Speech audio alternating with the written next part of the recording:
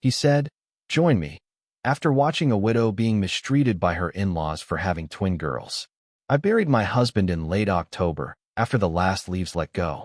The twins were too young to understand why the jackets smelled different, why the house suddenly echoed.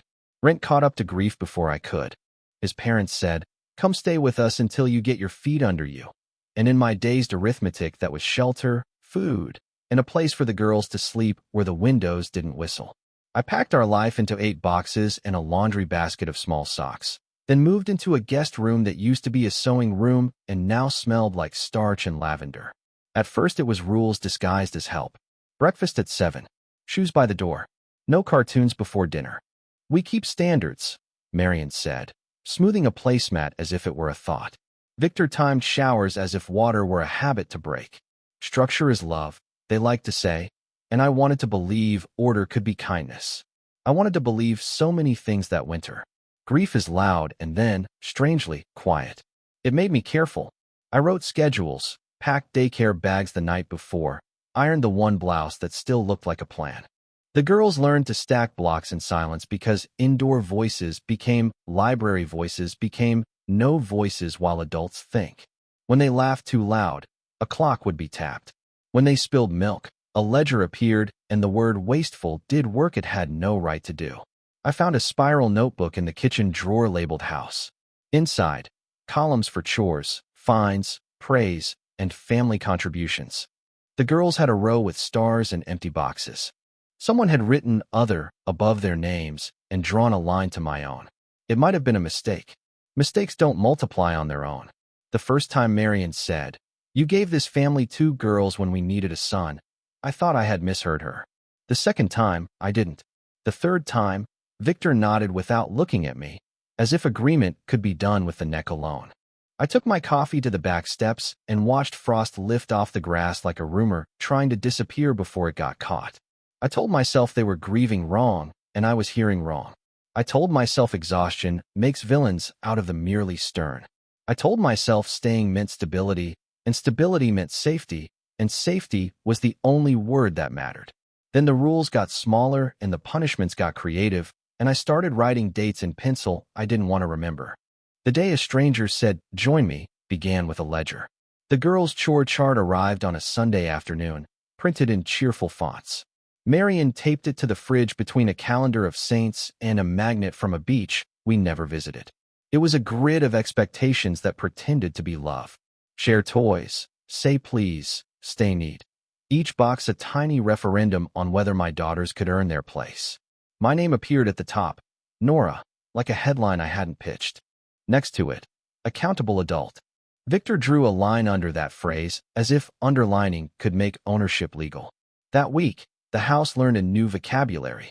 Consequences for sticking butterfly stickers on a window. Waste for asking for seconds of cereal. Ungrateful for crying at nap time. I tried to slow down the words, to talk about development and grief and how toddlers are not employees. Boys, Marion sighed to the television, just know their duty. I asked which boy she meant. She blinked as if I had asked the weather to behave. I worked the early shift at the bakery, shaping dough at 4 a.m., the room warm with proofing and radio static. My hands remembered how to turn chaos into something that rose. At 7, I dropped the twins at daycare and walked a block too long because the street smelled like fresh oranges from the grocer's delivery. Back home, I found the house notebook open to a new column, penalties. Under the twins' names were small debts. Milk on rug, $2, crayon on placemat, $1, too loud, reminder. What is this? I asked.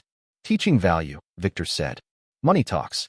They are too, I said, and his mouth tightened like a knot you refuse to undo. When I tucked the girls in, Marion stood in the doorway counting the minutes on her watch like bedtime were a price. You should be grateful, she said softly. We are taking responsibility. I thought about the man I married, about how he would have hated that sentence, about how grief can be used like a stamp to approve cruelty. I texted my sister a photo of the chart and typed, delete, delete, delete, then sent only a heart. People are busy. People are afraid to get involved. People will get involved later. On Friday, a flyer came home for the winter fair at the daycare, raffle baskets, cocoa, a craft table. Marion pinned it above the chore chart with a pushpin that looked like a cheerful tack. "We'll go," she said. "The girls should learn to behave in public." I nodded because I had started saving my no for when it mattered most. Public would arrive sooner than Marion thought, carrying phones and cocoa. The winter fair smelled like cocoa and lemon cleaner and the soft plastic of bounce houses. Paper snowflakes dangled from ceiling tiles. The twins clapped at the puppet show and then hid their faces in my scarf when the puppet's voice squeaked too loud. Marion kept a running commentary under her breath, as if narrating were caretaking. "Stand straight. Don't smear. Smile for Mrs. Barlow." Victor folded raffle tickets with military precision. At the craft table, Ellie spilled a dish of sequins and June knocked a glue stick onto the floor. 2 blue dots on a tile. 2 small suns. "Clumsy," Marion hissed, loud enough to gather pitying looks. She grabbed June's wrist, not hard enough to bruise, hard enough to make the motion a verdict. "We do not reward mistakes," she said, and began to list them in a voice for audiences. I heard my own voice from somewhere outside of me, low and steady. "Please stop." Marion's smile went bright and thin. "We're learning, Nora," she said to the room, to the teacher, to the invisible jury. "Some children," she added, glancing at my daughters, "arrive already disappointing." It wasn't a scream that turned heads. It was the silence after. A paramedic in a navy jacket stepped out of the line for cocoa like he had been waiting for a different emergency. He said, "Ma'am," softly, the way you say it when you need a door to open before a house fills with smoke. Victor squared his shoulders. "Family matter," he said. The paramedic looked at me instead. "Do you need support?" he asked. My mouth answered before the rest of me could argue. "Yes," I said, and saw Marion register the vowel like a betrayal. Phones rose, quick as sparrows. A teacher moved closer, body sideways, offering shelter with nothing but posture. "Let's take a breath outside," the paramedic suggested. "I'm Mark. I live 2 blocks over. I can call a supervisor if you want a third party." Marion laughed without humor. "We are her family," she said. "And I am a person," I said, the sentence startling me with how much truth it fit. Mark nodded once like a key turning. We stepped into the cold. The air smelled like tin and cinnamon. Inside, a child shouted "winner," and small hands clapped for a basket wrapped in cellophane. Outside, I stared at my gloves and tried to remember the kind of morning where ordinary kindness wasn't an event. Mark looked at me and said, very quietly, "Join me." "Join me," he said, not like a rescue, like a choice. He meant, I learned in the next 2 minutes, a spare room above his aunt's garage that sat empty since college, a landlord who took month to month, a locksmith he trusted, a list of numbers he carried for people having the worst day of their lives. "I can't just leave," I said. "Not like a movie." "Not like a movie," he agreed. "Like Wednesday at noon with a receipt." Inside, Victor was explaining to the director that community-minded families sometimes had to be strict. Marion was already workshopping the phrasing for later. Mark kept his hands visible and his voice calm. "No decisions in a crowd," he said. "I'll walk you to your car. If you want, I'll come by tomorrow with the housing list. If not, I will pretend I never met you." I believed him because the offer didn't center his usefulness. At home, the ledger had grown 3 lines while we were gone. Stirring cocoa sloppy, $1. Disrespectful tone, apology pending. Paramedic interference, discuss. I cooked dinner anyway. Eggs, toast, sliced apples. I washed the girls' hair and let them choose mismatched pajamas. And when Marion tapped her watch, I smiled and said, "We're on our own clock tonight." After they slept, I finished my bakery prep list for the morning and ironed my blouse until it looked less tired. Grounding is sometimes a casserole and sometimes a column of tasks. At dawn, Mark slipped an envelope under the mat. A list of units, a note from the housing coordinator at the clinic, and a card for legal aid with a sticky tab on family law mediation. Underneath, one sentence. "If you walk, walk in daylight." I tucked the card into my wallet behind the photo of the twins at the park. At noon, I stood in front of the girls' daycare cubbies with 2 empty grocery bags and realized I was measuring the distance between staying and leaving by how many socks I could carry without ripping the handles. I texted Mark, "Tomorrow?" He replied 3 words, "I'll be there." That evening, Marion stood in the doorway while I labeled boxes with a Sharpa borrowed from the junk drawer. "Temporary storage," I said. to make mornings smoother. She crossed her arms. You're not taking the girls out of this house. I'm taking them to daycare, like always, I said, keeping my voice at the volume of reason. Victor appeared behind her as if summoned by the word taking. We expect notice, he said, like I was an employee quitting a job that never paid. You'll have clarity, I said. In writing. I closed the door gently, not as surrender, but as witness to the moment my no learned its full size.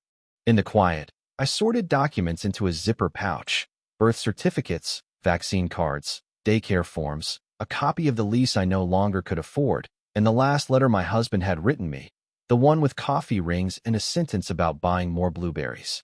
I pressed the paper flat with my palm and felt the thud of my own pulse. I wasn't brave. I was organized. Sometimes the difference is academic, sometimes it is a door. I began collecting what they called standards and what I called proof. I took photos of the chore chart each time it changed, timestamps visible. I copied entries from the house notebook into my phone, then into a paper notebook in case anyone misplaced my phone. I recorded voice memos of my own after difficult nights, not arguments, just dates, phrases, the tone Marion used when she said girls, as though the word itself were a stain. A message thread in the family group chat became a catalog I wish didn't exist. If they were boys, Marion wrote once, they'd have learned to sit still by now. Victor sent a meme about princesses that felt like a small stone thrown from a porch. I replied with photos of block towers and the twins' paper crowns from daycare, then muted the conversation because silence is sometimes a seatbelt. At the pediatrician's office, Dr. Park noticed the twins' flinches when the blood pressure cuff hissed. She asked, gentle, any changes at home? And I didn't unload. I unpacked one drawer. I told her about the ledger and the fines and the way June had started saying sorry before she asked for water. Dr. Park made notes and said, I can write a letter about stress indicators without naming anyone. Keep your records. If you need a referral for a social worker, I can make one today. I said yes and felt something shift, the tiny click when a latch recognizes a key. That afternoon, Mark sat on my stoop with a clipboard and a map. Pick 3 apartments, he said. 1 dream, 1 okay, 1 fallback. I circled a back room above a store near the park, a studio over his aunt's garage, and a small place near the bus line. Walkthroughs tomorrow, he said. Bring the documents and only the essentials. He didn't ask for my gratitude, and I didn't perform relief. We stood under the porch light like 2 people building a small bridge plank by plank. Inside, I opened the house notebook to find a fresh page labeled penalty ledger, the words written with Marion's tidy insistence. Under it, a new line, unapproved visitors, discussion required. I photographed the page and closed the book without letting the cover slap. Tomorrow, I would stop asking permission to breathe in my own life. We left in daylight because daylight tells the truth without raising its voice. Mark parked his old pickup a block away so the sound wouldn't announce us. I packed in a rhythm I could keep if someone tried to stop me. Documents, 3 outfits each, the twins' favorite blanket, a shoebox of crayons, the photo album that fit under my arm. I wrote a note that said, we are safe. We will be in touch through mediation, and slipped it under the house notebook. Marion waited in the kitchen as if kitchens were border crossings. You will not take our granddaughters, she said. They aren't parcels, I said. They are people who need quiet and breakfast that isn't grated. Victor blocked the door and asked for a reasonable plan. Daycare drop-off, I said. Then a walkthrough. Then a lease if we like it. I'll email you the mediation date. Mark stood a step behind me, not a shield, a witness. Sir, he said to Victor, please don't obstruct her movement. If you're worried, call legal aid. They'll explain options. Victor stepped aside the way a person does when they know the cameras in their head are on. At daycare, the director handed me a folder I didn't know she'd been keeping, attendance sheets, notes about the twins' startle response decreasing on days when I did pick up, a scribbled, June loved the green paint today. That felt like a benediction. She squeezed my hand and mouthed, good. The back room above the bookstore smelled like paper and dust that meant history, not neglect. The landlord, Mrs. Alvarez, wore a sweater the color of rain and said, month to month, no pets larger than an opinion. I laughed, and then almost cried because laughing still worked. She looked at the twins and said, we like laughter here. It settles the shelves. Mark measured a wall with his wingspan and said, "Bunk bed fits." I signed with a pen Mrs. Alvarez had tied to a small ceramic duck. Rent due on the 1st. A key that clicked. A window that stuck halfway up like it was modest. We carried boxes up 2 flights, slow and steady, the twins counting steps and getting bored at 6. Mark set the last box down and stepped back. "I'll leave," he said. "Text if you want help assembling anything." "No heroics," I said. "No midnight check-ins." "Boundaries noted," he said, smiling like a person who respects fences because he has built them. I bought 2 grilled cheeses from the deli downstairs and ate mine over the sink while the twins made a fort out of empty boxes and blankets that smelled like our old house. I felt exhaustion lick at my heels, and then I felt something else I hadn't felt in months. Room. That night, someone knocked softly, and my phone lit with Marion's name. I didn't open the door. The landlord's text arrived first. "Radiator clanks at midnight. Ignore. I'll bleed it tomorrow." Then a second text from an unknown number. "We'll take you to court." Marion's style, Victor's grammar. I silenced the phone, tucked it in a drawer with the spare batteries, and lay between the twins until their breathing turned even. Safe isn't a place so much as a muscle that remembers how to unclench.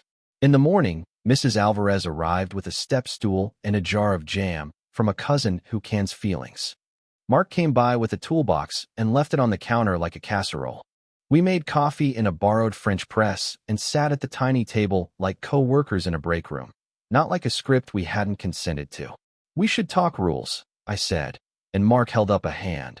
Not to stop me, to make room. "No sleepovers," I said. "No decisions about the girls without me. No social media about us." "Deal," he said. "And you tell me if my helping turns into hovering." "Deal," I said, and felt the odd relief of terms stated out loud. The twins colored in a cardboard box as if it were a house with no door. I wrote our names on the mailbox with a permanent marker that smelled like fresh starts. At lunch, I called legal aid. An intake worker named Serena scheduled a mediation and told me to bring copies of any records. I laid everything on the table. Charts, photos, dates, Dr. Park's letter, the daycare notes, even the rent receipt I'd saved like a souvenir.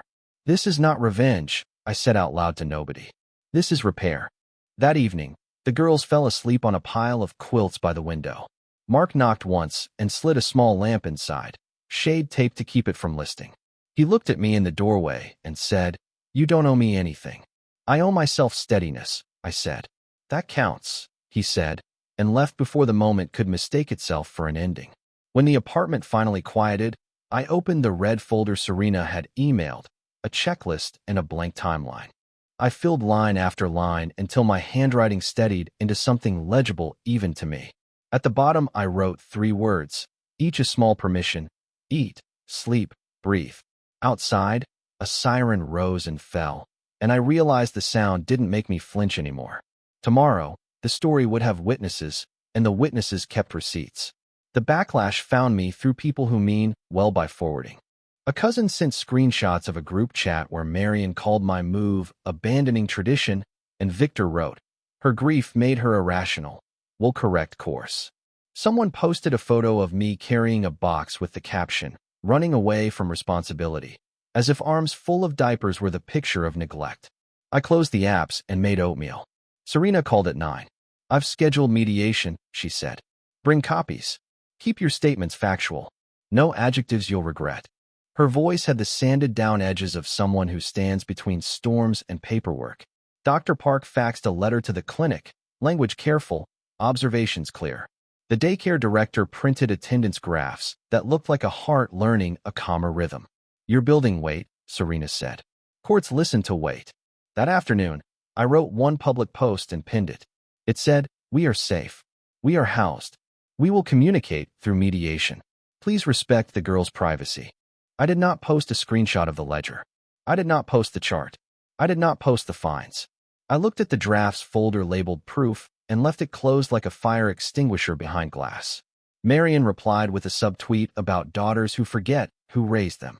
Victor called twice and left voicemails with the tone of a manager pretending to be pastoral. I saved them and didn't listen twice. Mark texted, "Proud of your clarity," and then sent a photo of a toolbox labeled with masking tape, because his love language appears to be labeling. The twins built a tower of paper cups and knocked it down and laughed so hard they hiccuped, and nobody tapped a clock. In the evening, the community liaison from our block association emailed an apology that read like a policy. He admitted he had discouraged gossip by deleting a thread months ago where a neighbor questioned the fines. He attached the auto backup he discovered that morning, with timestamps that hugged my own. The word accountability showed up twice and did not feel performative because the receipts were attached to it. I forwarded the files to Serena and put copies in a manila envelope marked with the twins' initials like a shield. I stood at the window and watched the bookstore owner flip his sign to closed, the quiet thud sounding like a small verdict in our favor. Mediation day arrived with snow, and Victor showed up with a folder.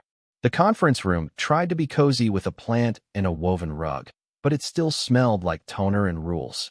Serena explained the process while the mediator arranged pens into a democracy of lines. Marian and Victor sat together, coats folded with the care people reserve for masks. I sat across with my folder and my breath. Mark waited in the lobby with the twins at the bookstore story hour, which felt more like justice than any gavel could. "We are concerned for the girls' stability," Victor began, placing his hand on the folder like it contained virtue. "We are concerned for their dignity," I said, and slid copies across the table. The chore charts, the penalties, the messages, the daycare notes, Dr. Park's letter, the liaison's backup.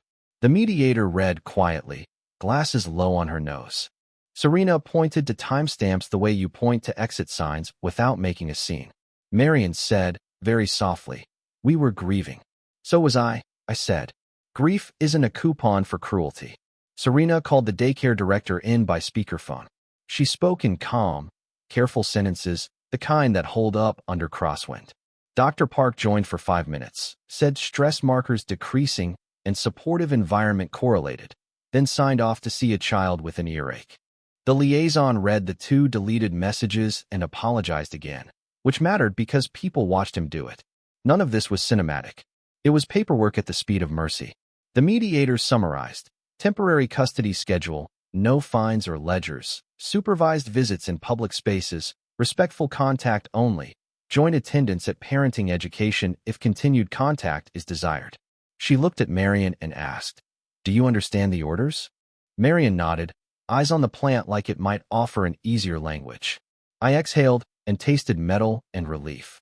Outside, Mark texted a photo of the twins holding cardboard crowns and a line that said, "Coronation's complete." In the hallway, Victor approached as if we were comrades after a drill. "We can manage this as adults," he said.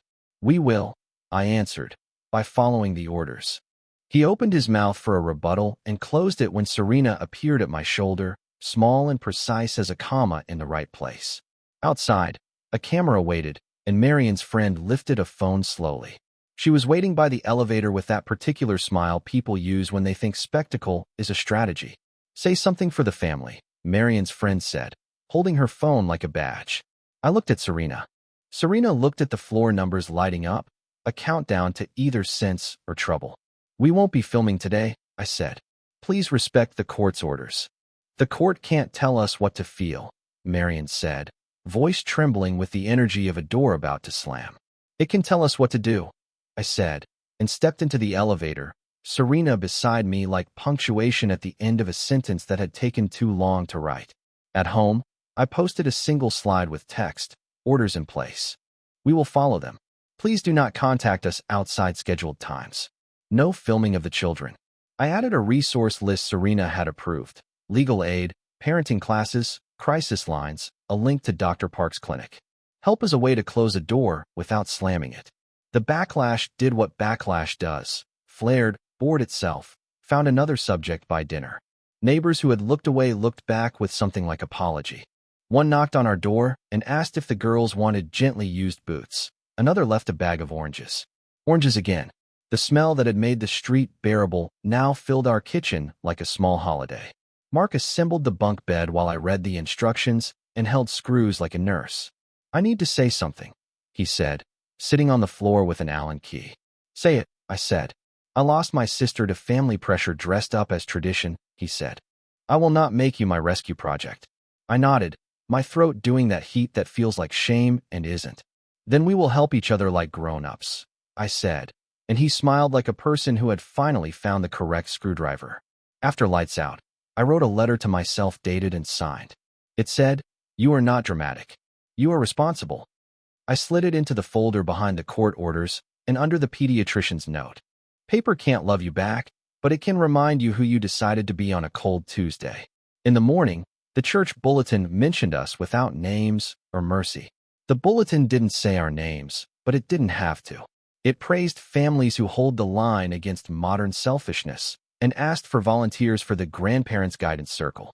I read it twice and felt my jaw go tight, then loose. Mark shrugged with his whole face. "They'll meet in the room with the coffee urn that leaks," he said. By Wednesday, the circle had been canceled. The liaison posted a note about inclusive language and attached the policy he should have enforced months ago. A neighbor who had nodded along with Marion at the grocery store avoided her in aisle 3 and later sent me a message that said, "I'm sorry I didn't say something sooner." Apologies don't rewind time, but sometimes they turn down the volume. Victor tried a new tactic, charm. He left a bag of toys on our doorstep with a card that read, "From loving grandparents." I took a photo, texted, "Please coordinate gifts through scheduled visits," and placed the bag in the closet for later, when boundaries weren't a fresh wound. Marion sent no message. That silence sounded like strategy. At supervised visits in the library children's room, the twins colored while Marion folded and refolded her coat. Victor asked the girls if they wanted to earn stars, and the monitor reminded him of the rules. Marion scanned the room as if a camera might be hiding behind a stuffed giraffe. Nobody filmed. The only recording was the scratch of crayons and the flip of picture book pages. A community leader who'd once defended the fines in a group chat approached me at the farmer's market and said, I was wrong. He handed me a voucher for the produce stand and looked like someone who had found out his mirrors were cheap. I said, "Thank you, because sometimes forgiveness is a good business decision for your own soul." That night, a message came from an unknown number with a screenshot of a calendar labeled penalties, each day stamped with a small red dot. The caption read, "They kept score like it was sport." Serena added it to the file, and the mediator moved our next date up a week, which told me the system can move when the paperwork is heavy enough to matter. Marion finally called, and her first word was not hello. "You've turned them against us," Marion said without preamble, voice lowered like a confession and sharpened like a tool. "I've turned on lights," I said. "What they show is not my fault." She inhaled like she wanted to swallow the sentence and spit out a better one. "You made us look cruel," she said. "You made choices that read that way on paper," I said. "We were scared," she said. "So was I said, and ended the call before the part where we circled the same 4 lines until the page tears. Mark arrived with a bag of groceries and a look I didn't recognize. He set the bag down and said, "You tagged me in that resource list." "Only as a paramedic," I said. "People need to know about the clinic hours." He nodded, then hesitated. "A woman showed up at my aunt's door asking if I was your boyfriend. My aunt is 80. She does not enjoy gossips." My shoulders lifted toward my ears, a reflex I hate. "I'm sorry," I said. "I can remove the tag." "No," he said. "Keep it. Just loop me in before my name becomes a direction sign." "Deal?" I said, and then I told him I needed a night without visitors, even kind ones. "Deal?" he said, and picked up the bag without taking offense. That small friction did what healthy friction does, polished. I wrote him a text the next morning with 3 sentences. Update posted at noon. No names. Resource link remains. Thank you. He replied with a thumbs-up sticker that looked like a mitten, because even his emojis were practical. The twins learned to say the word routine like a spell. Routine for breakfast, routine for boots, routine for bedtime. I liked the way it sounded in their mouths, like something that belonged to them, not just to me. In the afternoon, Mrs. Alvarez slipped a note under our door. "Tenant meeting on Saturday. Bring questions." I added one. "Can we start a babysitting swap?" I added another. "Is there a place for a little free library?" Small plans are not small. They are scaffolding. By evening, the apartment felt like a place that would remember our names without asking us to apologize for them. The next visit, Marion arrived alone, and her hands wouldn't keep still. She sat in the library corner chair like it might eject her. The monitor nodded and checked the clipboard. Marion opened her purse and took out a small envelope. For the girls, she said. Inside, stickers of animals and a note that said, "We are trying." It wasn't an apology. It wasn't a trap. It was a sentence learning to be a different sentence. The twins stuck a giraffe on the corner of a picture book and giggled when it refused to align with the margin. Marion almost smiled and then remembered not to. At home, a basket appeared on our doorstep with hand-me-down boots exactly the right size and a card that read, "From Nancy on 3, we've been there. Call if you need a sitter." I called. Nancy drank tea at our table and told me about the year her brother slept on their couch because staying where he was would have broken him. "People think strength is a noise," she said. "It's a form." We started a babysitting swap. The bookstore hosted Story Hour every Saturday, and the owner asked if the twins could put the first book on the shelf of the little free library we built from a repurposed cabinet door and optimism. They did, solemn as officials. Their preschool teacher sent a photo of them painting a cardboard moon, eyebrows lifted in concentration, sleeves rolled to the elbow like small, serious workers. Nobody tapped a clock. Nobody fined the brushstrokes. Invitations to extended family gatherings stopped arriving. It hurt once, then not at all.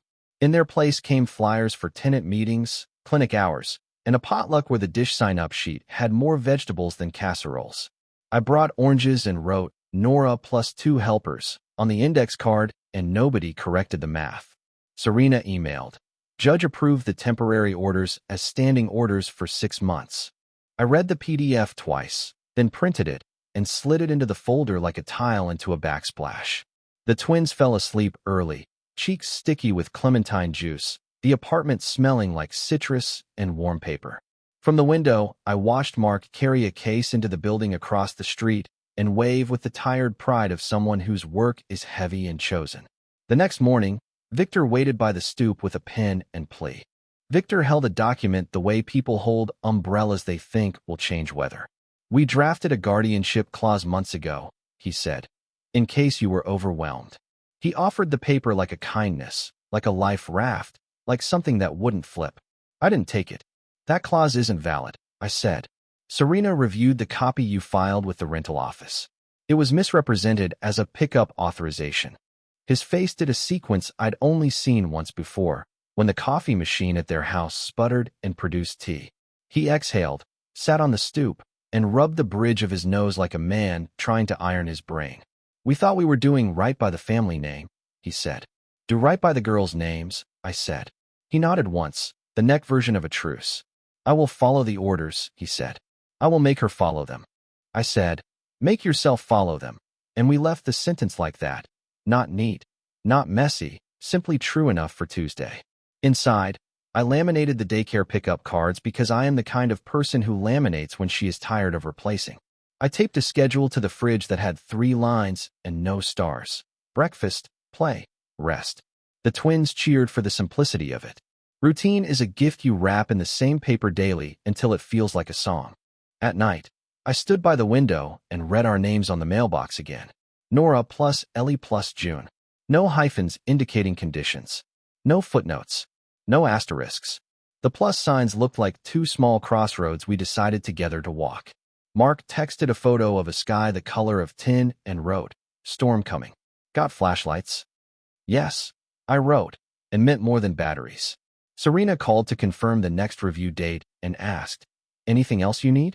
"Maybe a class on how to breathe after months of bracing," I said. "We don't offer that," she said, "but we have a support group with tea." I laughed, and the laugh sounded regular, like something that could happen again on purpose. Tomorrow we'd sign the lease extension, and the key would finally belong. I used to think safety was a house where the towels matched. Now I know it is a Tuesday where nobody weighs your laughter. It is a bowl of oranges on a windowsill and a bedtime that belongs to children, not to clocks. It is a neighbor who says, "Join me," like an offer, not a rescue, and then means it on Wednesday and Friday, and the first of the month when rent is due and courage feels like lint in your pocket. If you are listening to this and recognizing your own kitchen, here is what helped. Write things down when your hands are shaking and again when they're steady. Keep copies where a bad mood cannot throw them away. Say yes to the practical people, the ones with clipboards and calendars and casseroles. Say no to the cameras of other people's narratives. File in daylight. Eat when the food is warm. Sleep when the room is quiet enough, not when everything is solved. Ask for a letter from the doctor who sees what stress does to small shoulders. Ask the daycare for attendance notes. They will tell a story you can count.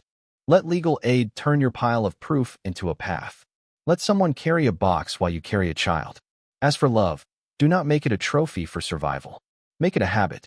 Mark and I orbit with the gentleness of two people who have both learned how quickly a good thing can be used as leverage. We move slow. We name the doors. We do not budge the fence posts in a storm. The twins think he is funny because he can balance a flashlight on his head and read without moving his eyebrows. I think he is kind because he knows when to leave and when to knock. Both are true, and both are enough for now.